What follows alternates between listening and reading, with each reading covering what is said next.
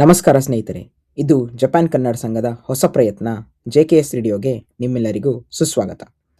ಕನ್ನಡಿಗರ ಕಥೆಗಳು, ಜಪಾನ್ ಜೀವನ, ನಿಜವಾದ ಅನುಭವಗಳು. ನಮ್ಮ ಮೊದಲ ಸಂದರ್ಶನಕ್ಕೆ ಆಗಮಿಸುತ್ತಿರುವವರು ಶ್ರೀಯುತ ಪ್ರವೀಣ್ ರವರು. ಮೈಸೂರು ಹೆರಿಟೇಜ್ ನಗರದಲ್ಲಿ ಜನಿಸಿ ಅಲ್ಲಿಯೇ ಶಾಲೆ ಮತ್ತು PU ಶಿಕ್ಷಣ ಪಡೆದವರು. ನಂತರ ಮಂಡ್ಯದಲ್ಲಿ ಇಂಜಿನಿಯರಿಂಗ್ ಕೂಡ ಪೂರ್ಣಗೊಳಿಸಿದರು. 2007ರಲ್ಲಿ ಜಪಾನ್ ಜೊತೆಗೆ ಆರಂಭವಾದ ಇವರ ಪಯಣ ನಗೋಯಾ ಸೇರಿದಂತೆ ಥೈಲ್ಯಾಂಡ್, ಚೈನಾ, ಸಿಂಗಪುರದಂತಹ ಹಲವು ದೇಶಗಳಲ್ಲಿ ಕೆಲಸ ಮತ್ತು ಜೀವನ ಶೈಲಿಯ ಅನುಭವವನ್ನು ಪಡೆದಿದ್ದಾರೆ.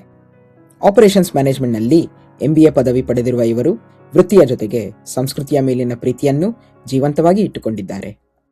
ಶುದ್ಧ ಸಸ್ಯಾಹಾರಿ, ಸಂಗೀತ ಪ್ರೇಮಿ, ಕನ್ನಡ, ಕರ್ನಾಟಕ, ಭಾರತ ಮತ್ತು ಎಲ್ಲಾ ದೇಶದ ಸಂಸ್ಕೃತಿ ಹಾಗೂ ವಿಚಾರಗಳನ್ನು ಹೃದಯದಿಂದ ಪ್ರೀತಿಸುತ್ತಾರೆ ಹಾಗೂ ಗೌರವಿಸುತ್ತಾರೆ.